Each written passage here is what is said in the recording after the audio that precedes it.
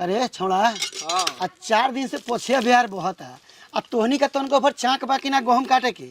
आज फोन करे लख मोझिला आवत है। आज चुपचाप चल लोगन बालू पर वाला खेत में हाथ लगा दो। चल हमरा कथी कहत रह कह ना बारका के भौजैया के साथे साथे चलो जाके को आवत नहीं देख के घर में बैठल बैठल खाई लो। भौजी बू बू छी छी छी घर में रहल साला हमर गुनाह हो गेल बा। दिन रात साला से एक क देले बा। बाबूजी हो कहे में तो शर्म लागता बाकी कहम भैया बा एने से फोन मारता भौजैया एने से फोन मारता लागता बिना नागमणि उगिले से ना मानी। चुप साला ये सब बात बोले जल जिंदगी भर साले भूना से रह। ओ जोन घर में देखम तो नीन तोरा से आके कहम तो साला काम कर दो सर।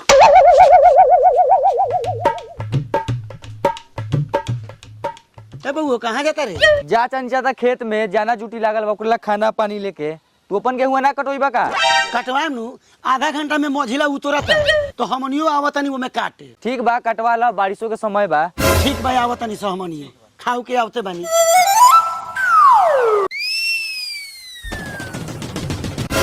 अरे पटना तू आ गेले? हाँ अब के तो तोर बाबूजी कहत रहो कि मोजिला आवता। तो का कर कटनी दोनों के समय चलता था वहीं के पड़ी। तू कहाँ जाता रे? जा तनी खेत में खाना पानी लेके जाना ला। जाना ला बिया कर ले का? ना जाना ला। तो जाना ला तो ऐसे ना कर जाना ला तो जाना ला। चल तू हमू आओ तनी खाना पीना खाऊ के। ठीक बा मौगी के ले ले आइए। तो लेके नाम तो कटाई कैसे गऊ? ठीक बा आओ चल तू।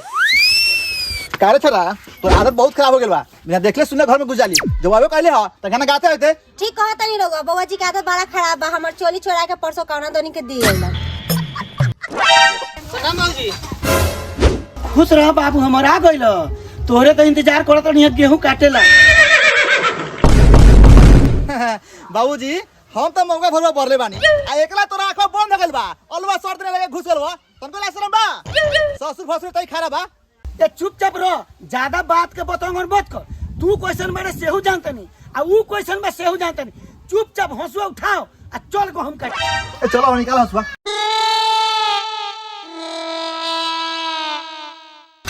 बाबूजी हई पकड़ हंसवा। आ सुनत रे ए नेहा खाते जल्दी आओ। हाँ बाबूजी आओ तनी कपड़ा चेंज करके। ए जी कहाँ जता नहीं नइखे जाके एगो तो साल भर पहनी है 1200 में जतनी गहूं काटे नइखे जाके चली हमर खेत 2-3 चस लगाई। रुक अपने केनु बा जोताता रही रात भर कोरोना में नाम ना।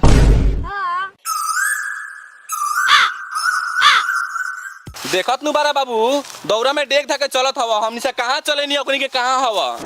ए नाव काटे के मन से कहता घूम के चल जो घर है सब पट्टी परदार के गहूं काटा गेल आ तोहनी घर में बैठल बड़। ए ई बूढ़ा बड़ा हाला करले घाम में टटा के बूढ़ा के मारे दी। चली हमने घर में टांग पसार के सो जल्दी। ए चुप ना कथी बोल बुढ़वा कोनो अपना ला बोलता कि हमरे तोरा ला बोलता तू मरी त लात के लेके जाई। ए रोहु तो उहे बानी बूढ़ा के 5 लेके लड़ी। अरे बाप रे बाप बड़ा घाम लागत हो तनी अचरा ओढ़ावा न तो चलो घर जाके सुत ए रहिया। चुपचाप चली ना तो बाबूजी सुन लिया नु तो हंसला गार चीर दी।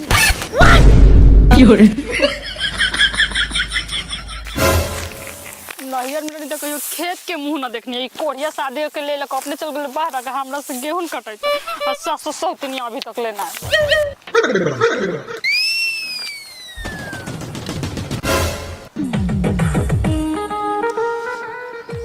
ये खेत बा काट स हौ आंख पसार के देखा लोगन उहो केहू के बेटिए पोतहनु बा कौनी बेर से आके काटता आ एगो तोहनी बारे 12 बजे उठवा लोगन।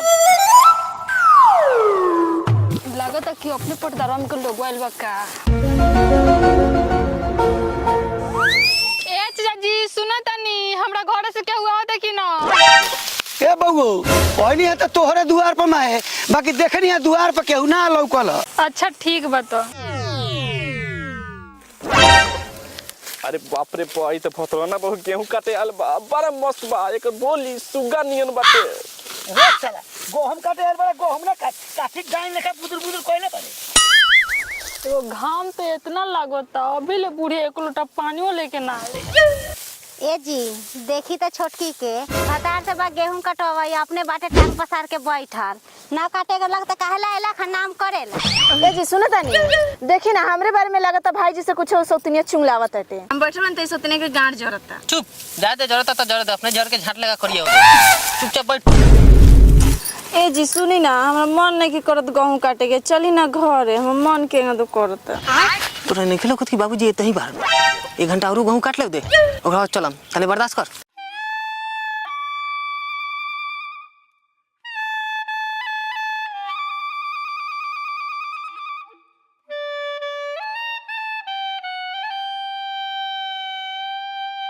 ए साला कथी रे उन्हें झाक झुक करे बड़े रे गहूम ना काट। बाबूजी देखो तनी केनो पोखरा में पानी होई नु तो हगले चलाई थी सबेरे खानी बसिया खा के आर बनी दही चूड़ा। ओ साले तोरा हगास लागे नौटंकी कइले बड़ जा हो ग आओ तनी बाबूजी साथे में नु तोले काटो ना। जा गान मरावा हम तो काटते बनी। ओहिला या चारवा ना त लागे जाई घाम हो जरे जाई चेहरा के चाम। ए भौजी टुनुक टुनुक टुक टुन्ना धला हमर झुनझुन्ना। कथी बनी देवर जी? कुछो ना भौजी कहे के बा कि तू अपना गांव में तू गेहूं काटत तारू हमरा ई देख के ठीक नहीं के लागत। हई गोर गोर गाल हई होठ के होठ लाली हई चैत के घाम चेहरा के रौनक उड़ा दी भौजी। बताई तो रउआ गांव के देवर हो कितना फिकी करतानी। एगो हमर भतर मुतिया ना हमरा के छोड़ के चल गल बाहर गेहूं काटेला। साचो भौजी तोरा बड़ा दुख बा तोहरी दुख देख के मन करता हम तोर गेहूं अकेला ही सब काट दी। रउआ तो गेहूं कटाते जाई अपन कटवाई हम सास आवत रे हम दोनों आदमी मिल के काट ले हम। ए भौजी हमरा खेत में तो 4-5 गोरा मिल के काटते है तू अकेले काटत रहलू है घाम में तो सोचनी साथ साथ हमहू कटवा दे। ए अपन गेहूं जाके कटाई हम अपन काट ले हम। भौजी हमसे हंस बोले बतियावे के परी दिल देवरो संग तनका लगावे के परी। गोप गोप भौजी। कथी बोलनी हां? है भौजी मजाक कइनी है भौजाई में मजाक ना होखली देवर से। ए काटे के दे काटी न त जाई यहां से। हैं आई साथ साथ कटा दे तनी। हई ओरना ला भौजी बहुत घामा है अब काटा।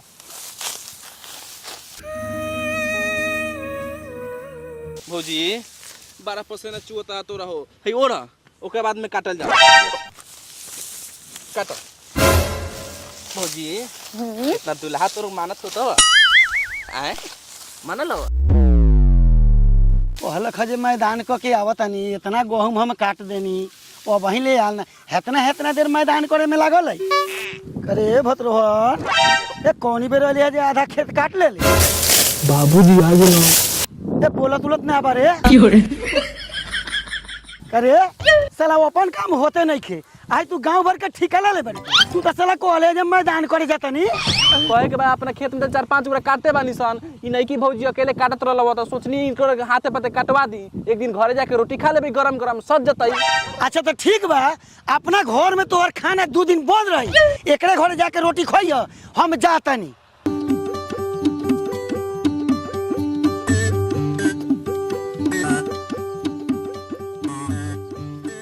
ई कौन छौरा बारे की हरा पतो का जरा गेहूं कटावता। आ चाची कोनिए जब ले तू आइबू न तब ले सोचनी हम त कटवा दी तोर पतो एक साथ बड़ा घाम रहलैया।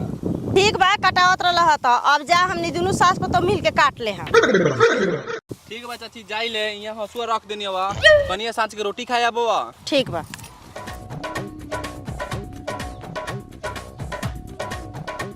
करे ई छौरा कोनो निमन बा भरे को मेहरारू के साथे पकड़ाए लगत पीपर के गाछ में बांध के मार खइले ख आ तू ओकरे में सट जाइल बड़ी ओकरे साथे गेहूं काट। नानू मम्मी जी तो ठीके रहल तू ना उनका चालो स्वभाव ठीक रहल। तू अभी नया नोचर बारू अभी ओकरा बारे में तू ना जानता ऊपर से देखे में ठीक रहल लेकिन भीतर के बड़का छीनरा। चलो उ सब बात छोड़ चलो वहाँ ठंडा लिया और कुछ खा के पानी पी लिया।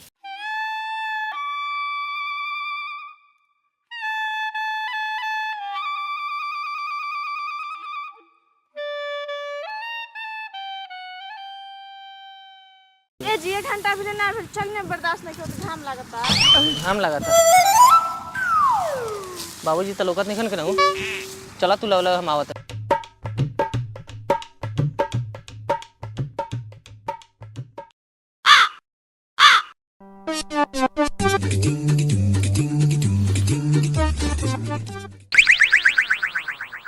का है भेमन बहू बड़ा सबेरे चल जाता रू तो का करी दिन भर गेहूं कटाई ले आइल बनी सतुआ चार जाता सब बैठ के खाए। अच्छा सतुआ अचार लेके आयल बारू हमनी कहाँ कुछ लेके आयल बनी। चली ना ढेर कर लेके आयल बनी, यही में से खा ले हम। अच्छा चलो ठीक बा, वही में खा लिया। चलो बाबूजी, चलो। सही में बड़ा प्यासो लगा। चल बउआ खा के आवल जाओ। सुनो ना का का घरे जेबू, घरे जा ठंडा जेबू। 12 दिन हम चौकी पलंग हिलेनी। चलो मकैया झिलावल जा। ए बारा बेशरम आदमी बानी, चलिए मैं घरे, ये काम रह। एमे बेशरम के का बात बा?